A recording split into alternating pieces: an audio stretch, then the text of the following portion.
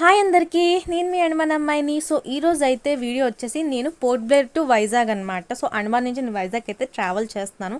After 2 years అనమాట నేను వైజాగ్ అయితే వెళ్తున్నాను. మా మమ్మీ వాళ్ళ ఇంటికి అయితే వెళ్తున్నానండి. అండ్ ఈ వ్లాగ్ వచ్చేసి కొంచెం ఫన్నీగా కూడా ఉంటుంది అండ్ కొంచెం హ్యాపీగా కూడా ఉందన్నమాట. ఈ జర్నీలో నాకు చాలా అంటే చాలా మంచి మంచి పరిచయాలు అయితే అయ్యాయి. అండ్ ఒక్క బ్యాడ్ న్యూస్ ఏంటంటే మా వారికి కొన్ని కారణాల వల్ల ఆయన అయితే వేరే ఫ్లైట్, మా ఇద్దరిది నాది బాబుతో అయితే వేరే ఫ్లైట్ అనమాట.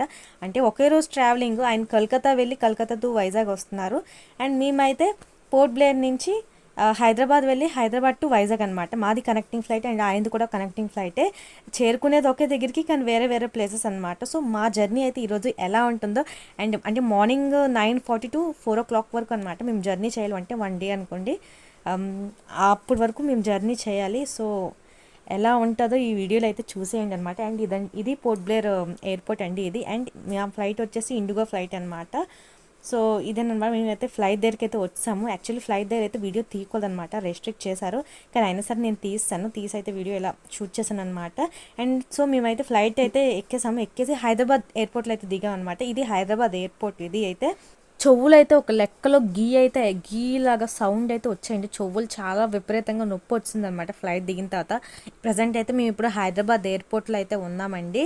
హైదరాబాద్ ఎయిర్పోర్ట్ చాలా బాగుంది. ఫస్ట్ టైం అనమాట, ఎవరు లేకంటే ఓన్లీ బాబు నేను. అండ్ ఇక్కడ కుక్కలు చూడండి ఎంత క్యూట్గా ఉన్నాయో, చాలా క్యూట్గా ఉన్నాయి అనమాట. నేనైతే వాటిని పట్టుకున్నాను.